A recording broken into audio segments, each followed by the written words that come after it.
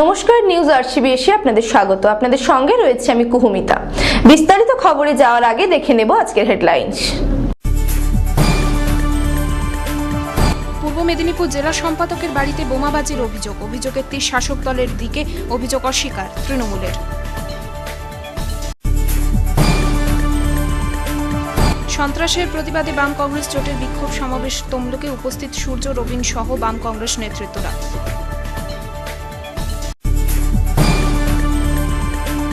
জেলা জুড়ে স্বস্তির বৃষ্টি, কমল তাপমাত্রা।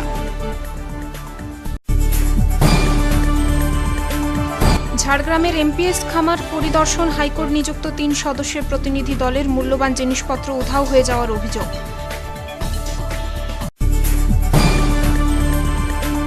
জেলা শাসকের রদবদল, নতুন ও পুরনোকে সংবর্ধনা, নতুনের হাতে দায়িত্ব তুলে দিলেন পুরনো।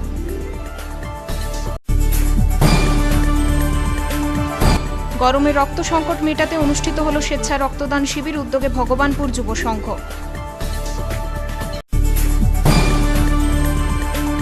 রক্তদান উৎসব অনুষ্ঠিত হল তমলুকে, উপস্থিত বিশিষ্টরা। আসছে বিস্তারিত খবরে। মঙ্গলবার পূর্ব মেদিনীপুর সিপিএম জেলা সম্পাদক নিরঞ্জন সিহির বাড়ির সামনে বোমাবাজির অভিযোগ উঠল শাসক দলের বিরুদ্ধে। ঘটনায় 4 জনের নামে পাঁশকুড়া থানায় অভিযোগ জানানো হয়। অভিযোগ অস্বীকার করেছে শাসক দল। নির্বাচনী পরবর্তী সময়েও জেলায় রাজনৈতিক সন্ত্রাসের অভিযোগ উঠছে বারবার। এবার অভিযোগের আঙুল উঠল শাসক দলের বিরুদ্ধে। মঙ্গলবার পূর্ব মেদিনীপুর সিপিএম জেলা সম্পাদক নিরঞ্জন সিহির বাড়ির সামনে বোমাবাজির অভিযোগ উঠল। তবে শাসক দলের নেতৃত্বরা বিরোধীদের তোলা অভিযোগ অস্বীকার করে। স্থানীয় সূত্রে জানা গেছে, মঙ্গলবার দুপুর 12:30 নাগাদ পশ্চিম পাঁশকুড়া বিধানসভার রাতুলিয়া গ্রামে তৃণমূলের বিজয় মিছিল চলছিল। অভিযোগ, সেই মিছিল থেকে নিরঞ্জনবাবুর বাড়ি লক্ষ্য করে পরপর কয়েকটি বোমা ছোড়া হয়। নিরঞ্জনবাবু সেই সময় বাড়িতে ছিলেন না। ঘটনায় পাঁশকুড়া থানায় 4 জনের নামে অভিযোগ জানানো হয়। হামলার অভিযোগ অবশ্য মানতে চায়নি শাসক দল। হঠাৎ মিছিলটা আসতে আসতে হঠাৎ বোমবাজি এবং পিছন থেকে অমল সিংয়ের নেতৃত্বে এই আশ্রম মুড়ি দেওয়া, আশ্রমে অনৈতিক কাজ হয়, এইসব কথাবার্তা বোমবাজি করতে করতে আক্রমণ। পুনারাম মিছিলে বেশি জন ছিল না, মিছিলে 90 থেকে 100 জন। কিসের মিছিল হচ্ছিল আজকে? আজকে ওই তৃণমূল যে জিতেছে বিধানসভায়, সেই নিয়ে বিজয় মিছিল থেকে আক্রমণ। বোমা মারা হয়েছে এখানে? বোমা মারা হয়েছে, দাগ হয়েছে বোমা। কটা বোমা মারা হয়েছে? 3টা।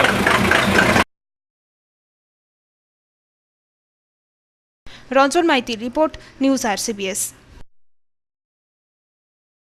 মঙ্গলবার তমলুকে পূর্ব মেদিনীপুর জেলার জেলা শাসক অফিসের সামনে সন্ত্রাসের প্রতিবাদে বাম কংগ্রেস জোটের বিক্ষোভ সমাবেশ অনুষ্ঠিত হয়। উপস্থিত ছিলেন সিপিএম এর রাজ্য সম্পাদক সূর্যকান্ত মিশ্র, রাজ্য সম্পাদক মণ্ডলীর সদস্য রবীন দেব সহ বাম কংগ্রেস নেতারা। সন্ত্রাসের প্রতিবাদে বাম কংগ্রেস জোটের বিক্ষোভ সমাবেশ অনুষ্ঠিত হল তমলুকে। মঙ্গলবার পূর্ব মেদিনীপুর জেলার জেলা শাসকের অফিসের সামনে সমাবেশের আয়োজন করা হয়। হাজির ছিলেন সিপিএম এর রাজ্য সম্পাদক সূর্যকান্ত মিশ্র, রাজ্য সম্পাদক মণ্ডলীর সদস্য রবীন দেব সহ বাম কংগ্রেস নেতারা। ইভিএম মেশিন আপনি বোতাম টেপে বুঝতেন, বোতাম তো আপনি টিপলেন, ছবির পাশে আছে, কিন্তু আপনি কি বুঝতে পারলেন যে আপনি বোতাম টিপলে যাকে ভোট দিচ্ছেন সেই ভোট পেয়েছে না? আপনি বুঝবার কোনো উপায় নেই। এ আজকের মামলা না, আজকে 10 বছর ধরে এই বিতর্ক হচ্ছে যে সারা পৃথিবীতে কি আছে। ও আমেরিকার রাষ্ট্রপতি একজন এরকম করে জুটছিল, অনেক মামলা হয়েছে ওখানকার সুপ্রিম কোর্টে। তারপরে ফ্রান্সে কি ব্যবস্থা আছে, এইসব নানা বিতর্ক হয়েছে। যে ভোট দেওয়ার অধিকার, আগে যখন আমি ছাপ মারতাম তখন তো আমি ছবি দেখে ছাপ মারতাম, ছবি দেখে আমি বুঝলাম আমি একে দিয়েছি, আমি আমার ব্যালটে আমি ছাপ দিয়েছি। কিন্তু এই মেশিনের মুশকিল হচ্ছে, আপনি বোতাম টিপলেন, কিন্তু বোতামটা টিপলে যে কোথায় গিয়ে কার গায়ে ঠিক পড়বে সেটা আপনার তো আপনি নিজে চোখে দেখতে পাচ্ছেন। আপনাকে মেশিনের উপরে নির্ভর করতে হবে। ঠিকই আপনার মেশিন প্রতিনিধিরা আপনার গিয়ে নির্বাচন কমিশনের অফিসে ওগুলো চেক করেন যে মেশিন ঠিক আছে কিনা। কিন্তু তারপরে সব যখন বিতর্ক হলো সারা দেশ জুড়ে, সারা দুনিয়া জুড়ে, যখন আমাদের দেশের ফ্রান্সের মতো এখানে ব্যবস্থা করবার চেষ্টা হলো যে না, আপনি টিপলেন বোতামে, তাকে ভোট দিলেন, আপনি জানতে পারবেন। কি করে জানতে পারবেন? না, আপনি টেকার সঙ্গে সঙ্গে একটা কাগজ বেরিয়ে আসবে, আর সেই কাগজে আপনি দেখতে পাবেন যে 30 সেকেন্ডের মতো নাকি থাকবে কাগজটা, তারপরে আবার ঢুকে যাবে। আপনি দেখতে পাবেন কাকে ভোট দিয়েছিলেন ঠিক জায়গায় পড়েছে কিনা, এইটা আপনি বুঝতে পারবেন। এই যে ব্যবস্থা নির্বাচন কমিশন বলেছিল, আমরা ধাপে ধাপে আপনারা যা বলছেন তাতে ঠিকই সন্দেহের কারণ থেকে যাচ্ছে। এটা একটা মৌলিক অধিকারের প্রশ্ন, আমি ভোট দিচ্ছি কাকে আমি জানতে পারবো। আর সেই জন্য সেটা বলেছিল যে ভিভিপ্যাট ব্যবস্থা চালু হবে দফায় দফায়। পশ্চিমবাংলায় হয়েছে, কিন্তু কথা ছিল 100টা বেশি আসনে হবে বিধানসভা। এই যে বিধানসভা নির্বাচন হয়ে গেছে, 100টার বেশি আসনে ভিভিপ্যাট হবে। কিন্তু শেষমেশ যেটা হয়েছে আপনারা দেখেছেন, হয়তো অনেকেই জানেন, 22টা আসনে। মানুষ যতক্ষণ থাকবে মানুষের লড়াই থাকবে, লড়াইয়ের জন্য তারা জোট বাঁধবে, মানুষের জোট থাকবে, মানুষের জোট সে পেছবে না, মানুষের জোট আরো এগোবে, আরো এগোবে, আরো অনেক মানুষকে নিয়ে হবে। এই সভা থেকে বাম কংগ্রেস নেতারা যান শহরের নার্সিংহোমে চিকিৎসাধীন জখম দলীয় কর্মীকে দেখতে। দেখলাম তো, আপনি দেখছেন যে এক হাতে দুটো হাড় ভেঙেছে, আরেকটাতে একটা হাড় ভেঙেছে, একটা পায়ে দুটো বনি ভেঙেছে, একটা আর দুটো আঙুল ফ্র্যাকচার হয়েছে, এতগুলো এই মানে হাত পা ভাঙা হয়েছে। আপনি দেখতে পাচ্ছেন তো, দুটো হাত দুটো পা কোনো না কোনোভাবে ইনজোর হয়েছে। মাথায়ও আঘাত আছে, কিন্তু এই খুলির হাড়ে কিছু ক্ষতি হয়নি। এইটা হচ্ছে প্রাণে বেঁচে গেছে। কিন্তু এর বার্তা হচ্ছে যে কি বলবেন, তোমাকে এই নৃশংস একটা ব্যাপার, যতগুলো এরকম আক্রমণ হয়েছে, মহিলাদের উপরে আক্রমণ, বাচ্চাদের উপরে আক্রমণ, কেউ তো বাদ যায়নি। এইসব আক্রমণের একটাই উদ্দেশ্য, বুঝিয়ে দেওয়া, প্রতিবাদ করলে এরকম হবে। কিন্তু উনি বুঝতে পারছেন না যে প্রতিবাদ করেও ওর মন ভাঙতে পারে।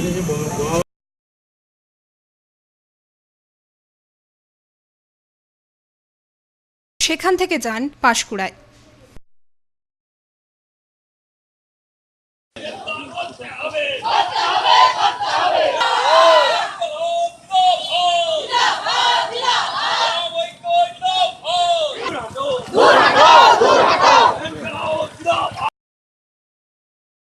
Bureau report, news RCBS।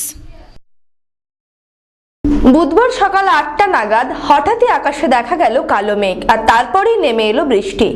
দক্ষিণবঙ্গের বিভিন্ন জেলা সহ পূর্ব মেদিনীপুরে বুধবার সকালে প্রবল ঝড় বৃষ্টি হয়। বৃষ্টি হওয়ায় কিছুটা স্বস্তি মিলল জেলা জুড়ে। দিনের আলোয় নেমে এলো নিকষ কালো অন্ধকার, আকাশের কালো মেঘের আনাগোনা, দেখতে দেখতে উঠল ঝড়। বুধবার ঘড়ির কাঁটা তখন 8টা পেরিয়েছে, চারদিকে কালো করে নেমে এলো বৃষ্টি। এদিন সকালে দক্ষিণবঙ্গের বিভিন্ন জেলা সহ পূর্ব মেদিনীপুরেও প্রবল ঝড় বৃষ্টি হয়। নিম্নচাপ অক্ষরেখা স্থায়িত্বের কারণে বজ্রগর্ভ মেঘের সঞ্চার ঘটায় বৃষ্টি হয় জেলা জুড়ে। ঘূর্ণিঝড় রোয়ানু বাংলাদেশে আছড়ে পড়ার আগে বৃষ্টি পেয়েছিল জেলা। তারপর থেকেই গুমোট গরমে নাজেহাল অবস্থা ছিল সাধারণের। বুধবার বৃষ্টি নামায় কিছুটা হলেও স্বস্তি নামে জেলা জুড়ে।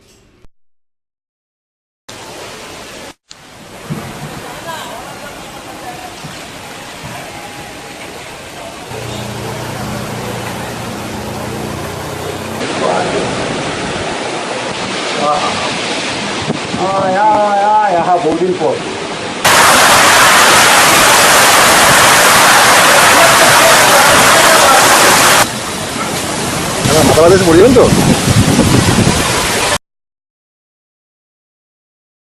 জাহাঙ্গীর বাদশাহ রিপোর্ট, নিউজ RCBS।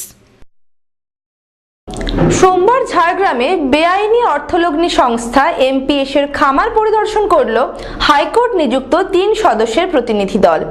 রাজ্যের অর্থ দপ্তরের কর্তা প্রবীণ কুমার ঘটকের নেতৃত্বে খাদ্য প্রক্রিয়াকরণ বিভাগ সহ খামারের কিছু অংশ ঘুরে দেখেন প্রতিনিধিরা।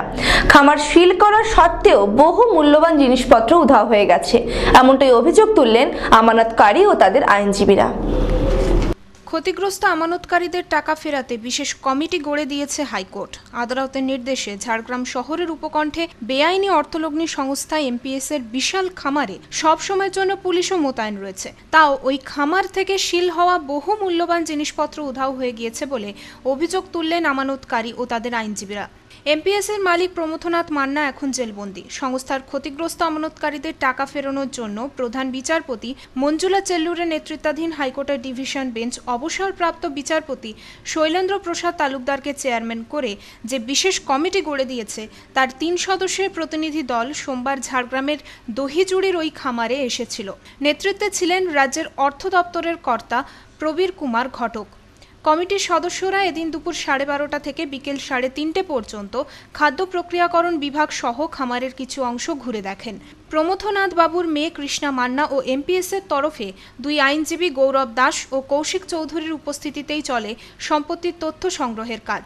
উপস্থিত ছিলেন মামলার মূল অভিযোগকারী ভাস্কর দাশগুপ্ত সহ 4 জন আমানতকারী ও তাদের আইনজীবীরা এবং এই মামলায় সিবিআই তদন্তকারী অফিসার আকবর ইকবাল। 23শে ডিসেম্বর 2015 মহামান্য হাইকোর্ট যে অর্ডারটা দিয়েছিলেন যে কমিটি গঠন করার জন্য, সেই কমিটি গঠন হয়েছিল এবং গত 1 ফেব্রুয়ারি থেকে কমিটি তার কাজ শুরু করার পরে বিভিন্ন বাধা বিপত্তি কমিটিতে জানিয়ে যিনি অ্যাপয়েন্টেড হয়েছিলেন চেয়ারম্যান, তিনি হচ্ছেন retired justice SP Talukdar, Shailendra Prasad Talukdar. তার তত্ত্বাবধানে ক্রমাগত বিভিন্ন বাধা অতিক্রম করার পরে গত মাসে উনি অর্ডার দেন যে এনপিএসের যে প্রপার্টি আছে, ইমুভেবল প্রপার্টিজ এবং মুভেবল প্রপার্টিজ যেটা আছে সেটার উপরে উনি বলেছিলেন ইনভেন্টরি করার জন্য। সেই ভিসিসে আমরা আজকে এসেছিলাম এবং কমিটির পক্ষ থেকে এসেছিলেন 3 জন, একজন হচ্ছেন যার তত্ত্বাবধান নিচ্ছিলেন, তার নাম হচ্ছে প্রবীর কুমার ঘটক, তিনি একজন মানে এখনও পর্যন্ত কর্মরত সরকারি সেক্রেটারিয়েট লেভেলের কর্মচারী। এছাড়াও আরও 2 জন রিটায়ার্ড পার্সন গভর্নমেন্টের, তারা এসেছিলেন এবং তার সঙ্গে এমপিএসের পক্ষ থেকে এসেছিলেন এমপিএসের যে কর্ণধার প্রমথনাথ মান্নার মেয়ে কৃষ্ণা মান্না, তাদের 2 অ্যাডভোকেট, একজন হচ্ছে গৌরব বল আমার পাশে আছে, বল নামটা বলে গৌরব দাস এবং কৌশিক চৌধুরী এবং আমাদের পক্ষ থেকে ইনভেস্টরদের পক্ষ থেকে যারা রিট পিটিশন করেছিল তার পক্ষ থেকে ইনভেস্টরদের অ্যাডভোকেট হিসেবে আমি এসেছি, শুভাশিস চক্রবর্তী। এছাড়া এসছেন যে মেন রিট পিটিশনার ভাস্কর দাশগুপ্ত, কুঞ্জল ভট্টাচার্য, প্রবীর দে এবং বিদ্যুৎ চৌধুরী। খামারের একাংশ ঘুরে দেখার পরে আমানতকারীদের আইনজীবী শুভাশিস চক্রবর্তী অভিযোগ করেন, সিল করা সত্ত্বেও কম্পিউটার, এসি, মেশিন, পাম্প, আসবাবের মতো বহু মূল্যবান জিনিস উধাও হয়ে গেছে। 1 বছর পরে এসে সম্পত্তির বিস্তর অসঙ্গতি দেখেছেন তিনি, এমনটাই অভিযোগ করলেন শুভাশিস বাবু। এমন চলতে থাকলে আমানতকারীদের টাকা ফেরতের বিষয়টি অনিশ্চিত হয়ে পড়বে বলেও তাদের আশঙ্কা। উল্লেখ্য, ঝাড়গ্রাম শহরের উপকণ্ঠে দহিজুড়ি গ্রাম পঞ্চায়েতের দিঘিশোল মৌজায় 400 একর জায়গা জুড়ে ছিল এমপিএসের বহুমুখী কৃষি খামার ও বাণিজ্যিক ভবন। সেখানে মিনারেল ওয়াটার তৈরির কারখানা, বিলাসবহুল রিসর্ট, একাধিক রেস্তোরাঁ, খাদ্য প্রক্রিয়াকরণ বিভাগও ছিল। অভিযোগ, ওই কর্মকাণ্ড দেখিয়েই বাজার থেকে টাকা তুলত এমপিএস। সেবির নিষেধ সত্ত্বেও এমপিএস বাজার থেকে টাকা তুলছে বলে হাইকোর্টে অভিযোগ জানান লগ্নিকারীরা। তারপরেই এই খামারের সম্পত্তির তথ্য সংগ্রহের জন্য বিশেষ কমিটিকে দায়িত্ব দেয় হাইকোর্ট। জানা গেছে, কমিটির প্রতিনিধিরা 30শে মে থেকে 3রা জুন পর্যন্ত ঝাড়গ্রামে থেকে এমপিএস খামারের সম্পত্তির তথ্য সংগ্রহ ও পর্যালোচনার কাজ করবেন। এবং ওপেন ডেলাইটে আমরা ছবি সংগ্রহ করেছি। চুরি হয়ে যাচ্ছে এবং চুরি করার প্রক্রিয়া কিন্তু দিনের বেলাতেই হচ্ছে, মানে এইরকমভাবে চুরি দিনের পর দিন চুরি করে যাচ্ছে। আমরা খুব সন্দিহান যে আগামী দিনে এই যে ফ্যাক্টরিগুলোকে বাঁচানো এবং সেগুলোকে সিজ করা এবং সমস্ত কিছু তো পুলিশ প্রশাসনের ওপর দায়িত্ব দেওয়া হয়েছিল একটাই কারণে, যাতে করে এইখানকার প্রপার্টিগুলোকে বিক্রি করে সাধারণ যে ইনভেস্টর আছে তাদেরকে টাকা ফেরত দেওয়া যায়। কিন্তু যেভাবে চুরি হচ্ছে সেই তাতে করে আমাদের মনে হয় যে আজ থেকে 15 দিন কি 20 দিন পরে যদি আবার কোনো কমিটি থেকে আমাদেরকে পাঠানো হয় তাহলে দেখব যেগুলো আজকে লিস্ট করে নিয়ে গেছি সেগুলো কিন্তু নেই, কারণ চুরি করার প্রচুর রাস্তা করে দিয়েছে। কারণ মুভেবল প্রপার্টিজই বলুন, যদি এইভাবে চুরি হয়ে যায়, কারণ এখানে প্রচুর দামি দামি প্রপার্টিজ ছিল মুভেবল প্রপার্টিজ, যেগুলো একটা মোটর নেই, প্রত্যেকটা থেকে মোটর তুলে নিয়ে চলে যাওয়া হয়েছে এবং তার কম্পিউটার, এসি মেশিন। একটা জিনিস পরিষ্কার কথা বলা যাচ্ছে যে এই জিনিসগুলো তো এখান থেকে বেরিয়ে গিয়ে বাজারে বিক্রি হচ্ছে, তাহলে সেই বিক্রিটা হচ্ছে যখন, তখন তো সেখানে তাদের একটা রয়েছে, সেটা চোরা মার্কেট কোথা থেকে আছে। ঝাড়গ্রামে এরম চোরা মার্কেট কোথায় আছে যে এখানকার চুরির মালগুলোকে নিয়ে গিয়ে বিক্রি হচ্ছে? তো এই যে জিনিসগুলো হচ্ছে এগুলো কি প্রশাসন ইচ্ছে করলে পারেন না, যেখানে প্রতিদিন কিছুটা করে ভেতরে মোবাইল একটা করা, এইভাবে যদি উনি করেন। এখন আমরা রিসর্টের দিকে যাইনি, কালকে রিসর্ট যাব, কাল বা পরশু দিনকে রিসর্ট যাব, এটা আমাদের চলবে 3 তারিখ পর্যন্ত। তো এই পরবর্তী দিনগুলোতে যে কী দেখব সেটার জন্য আমরা সত্যি খুব আশাহত হয়ে আছি। আজকে আমরা জানি না, সেটা তো প্রশাসনের কাছে আমরা তো বলতে পারি না, এটা কোর্ট বলবে। আমরা কোর্টের কাছে আমাদের রিপোর্টটা দেবো, যে আমরাও তো একজন কোর্টেরই প্রতিনিধি, আমরা কোর্টের কাছে গিয়ে বলবো এই পরিস্থিতি থাকলে কোনো অবস্থাতেই এমপিএস এর সাধারণ মানুষ যাদের টাকা করা হয়েছে তাদের টাকা কেউ কোনোদিন ফেরত পাবে না। জাহাঙ্গীর বাদশাহ রিপোর্ট, নিউজ RCBS। নির্দেশ এসেছিল আগেই, এবার রদবদলের প্রক্রিয়া সম্পূর্ণ হলো মঙ্গলবার। পূর্ব মেদিনীপুর জেলার নতুন ও প্রাক্তন জেলা শাসককে একই সাথে সম্বর্ধিত করা হলো এই দিন। পূর্ব মেদিনীপুর জেলা পরিষদের কার্যালয়ে বিদায়ী জেলা শাসক অন্তরা আচার্য নতুন জেলা শাসক রেশমি কামালের হাতে দায়িত্বভার তুলে দেন। দক্ষিণ 24 পরগনায় বদলি হলেন অন্তরা আচার্য। অন্যদিকে এসডিও পদে আগেই জেলায় কাজ করেছেন জানালেন নতুন জেলা শাসক।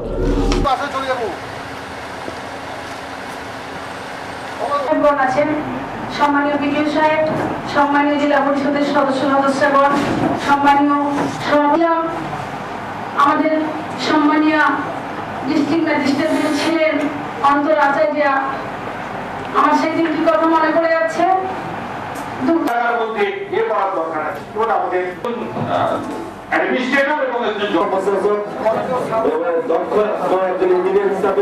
জেলার কাজ করে জেলার সুনাম অর্জন করেছেন, ওনাকে আমরা উনিও গর্বিত।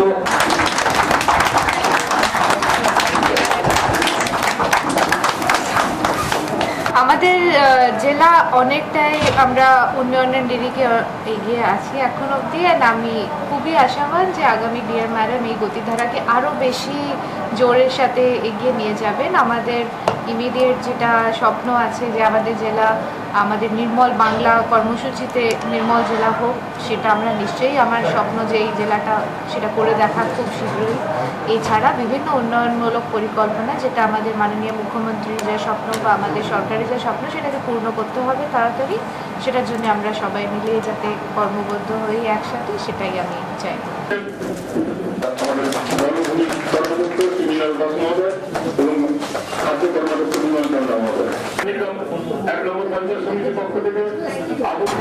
হলদিয়াতে নতুন চাই নিয়েছি আজ জেলা শাসক।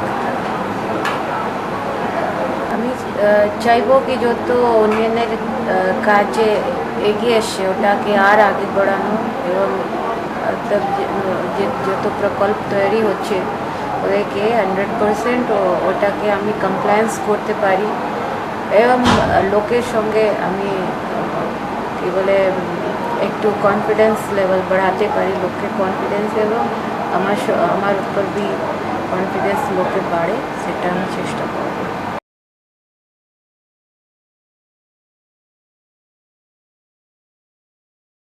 Pulak Bera report, news RCBS। গরমে চরম রক্ত সংকটে ভুগতে হয় জেলার ব্লাড ব্যাংকগুলিকে। রক্ত সংকট দূর করতে তাই এগিয়ে এলো ভগবানপুরের যুব সংঘ ক্লাব। রবিবার ক্লাবের পক্ষ থেকে রক্তদান শিবির ও বিধায়ক সম্বর্ধনা অনুষ্ঠানের আয়োজন করা হয়েছিল। প্রায় 200 জনের মতো রক্তদাতা এদিন রক্তদান করেন। পুরুষ মহিলাদের পাশাপাশি এদিন এক প্রতিবন্ধী ভাইও রক্তদান করেন।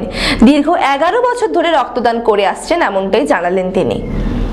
গ্রীষ্মকাল এলেই চরম রক্ত সংকটের মুখে পড়তে হয় ব্লাড ব্যাংকগুলিকে। চাহিদা অনুযায়ী পাওয়া যায় না রক্ত। এই চরম সমস্যা থেকে রোগীদের মুক্তি দিতে ভরা গ্রীষ্মতেই রক্তদান শিবিরের আয়োজন করা হলো ভগবানপুরে। রবিবার ভগবানপুর ক্লাব মোড়ের নিকট স্বেচ্ছায় রক্তদান শিবির ও বিধায়ক সম্বর্ধনা অনুষ্ঠানের আয়োজন করল ভগবানপুর যুব সংঘ। এটি তাদের 23তম বর্ষের উদ্যোগ। এদিন প্রায় 200 জন রক্তদাতা রক্তদান করেন। পুরুষদের সাথে সাথে এদিন মহিলারাও রক্তদান করেন। ব্যাপারটা আমরা তো চতুর্দিকে শুনতে পাচ্ছি, পেপারে দেখছি, টিভিতে দেখছি, জানতে পাচ্ছি যে গ্রীষ্মকালে এমনিতেই রক্তের প্রচণ্ড সংকট হয় এবং আমাদের ব্লাড ক্যাম্পও আমাদের অনুরোধ করেছে যে গ্রীষ্মকালীন একটা ব্লাড ক্যাম্প করে দেওয়ার জন্য। আসলে আমাদের এই ক্লাবের জন্মলগ্ন থেকে আমাদের একটা শপথ ছিল যে মানুষ মরতে হবে কিন্তু রক্তের অভাবে মরুক আমরা চাই না, তা বুকচিকে আমরা রক্ষা করবো ভগবানপুরের মানুষকে অন্তত। সেই সংকল্পকে সামনে রেখে এবং বর্তমান যে গ্রীষ্মের দাবদাহে যে রক্তের সংকট সেটাকে যতটা পারি আমরা আমাদের ব্লাড ব্যাংকে সাহায্য করার জন্য আমাদের এই রক্তদান। কত বছর এটা 23তম চলছে, 23 বছর ধরে আমরা। প্রতিবন্ধকতা কোনো ক্ষেত্রেই যে বাধা নয় তা ফের প্রমাণিত করলেন এক প্রতিবন্ধী রক্তদাতা। জন্মান্ধ হয়েও দীর্ঘ 11 বছর ধরে যুব সংঘে রক্তদান করে আসছেন শেখ মোবারক আলী। বছরে একাধিকবার রক্তদান করেন তিনি, জানালেন মোবারক। শেখ মোবারক আলী বাড়ি শেরপুর। কত বছর দিচ্ছেন ব্লাড? দিয়েছি 2005 সাল থেকে ওই যুবক সঙ্গে। যুব সংঘে 2005 সাল থেকে 2005 সাল থেকে দিচ্ছি। কত বছর হলো? তাহলে 11 বছর কাছাকাছি। বছরে দুবার দিচ্ছি। বছর দুবার করে রক্ত দেন? বছরে দুবার করে দেই। এর আগে কোথাও যদি জোর জবরদস্তি করে এর মাঝখানে দিয়ে দিই। আপনাকে চোখে একবারে দেখতে পান না? না, এটা আমার জন্ম থেকে ব্লাইন্ড। সমীর মাইতির রিপোর্ট, নিউজ RCBS। রক্তদান উৎসব অনুষ্ঠিত হলো তমলুকে। মঙ্গলবার তমলুক পৌরসভার নিকট সিএমওএইচ অফিস প্রাঙ্গণে রক্তদান শিবিরের আয়োজন করা হয়। উপস্থিত ছিলেন পুরপ্রধান রবীন্দ্রনাথ সেন সহ স্বাস্থ্য দপ্তরের কর্মী ও আধিকারিকেরা। নিজেই রক্তদান করলেন সিএমওএইচ নিতাই চন্দ্র মণ্ডল। মুখ্য স্বাস্থ্য আধিকারিকের তরফ থেকে রক্তদান উৎসবের আয়োজন করা হয়েছে।